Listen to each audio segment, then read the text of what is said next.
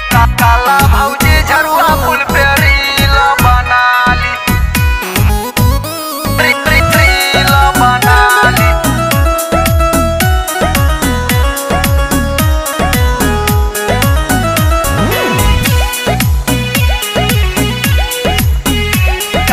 काला भौजी झरुआ पुल पे रील बनाली। सिद्धार्थ नगर के फेमस जगह चलावा घुमा दी, नौगढ़ के फेमस जगह चलावा घुमा दी। चला भौजी झरुआ पुल पे रील बनाली, चला भौजी झरुआ पुल पे रील बनाली, रील बनाली हो रील बनाली। चला भौजी झरुआ पुल पे रील बनाली, चला भौजी झरुआ पुल पे रील बनाली, चला भौजी झरुआ पुल पे रील बनाली।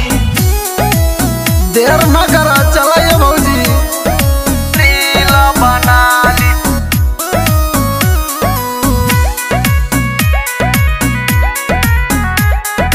काला भौजी झरुआ पुल पे रील बनाली।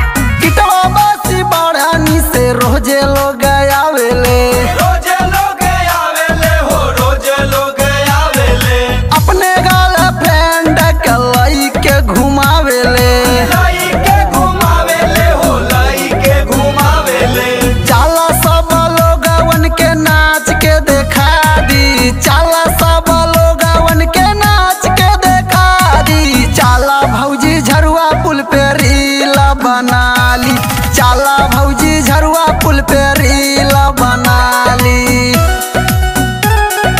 रील बनाली।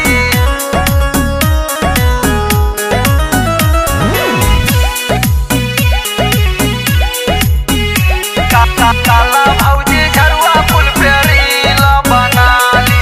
एक महीनावा में फेमस होई जाइबू, फेमस होई जाइबू हो फेमस होई जाइबू। रोजे रोजे जाई के रील बनाइबू, रील बनाइबू हो रील बनाइबू। इंद्रजीत दीवाना ई देवरुक बोलाली, इंद्रजीत दीवाना ई देवरुक बोलाली। चला भौजी झरुआ पुल पे रील बनाली, चला भौजी झरुआ पुल पे रील बनाली। सिद्धार्थ नगर के फेमस जगह चलावा घुमा दी, नौगढ़ के फेमस जगह चलावा घुमा दी।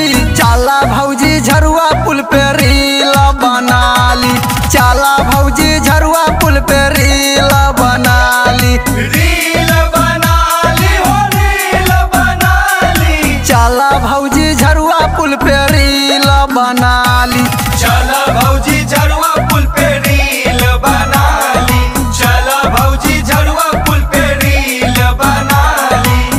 चला ये भौजी फेमस हो जाइबू।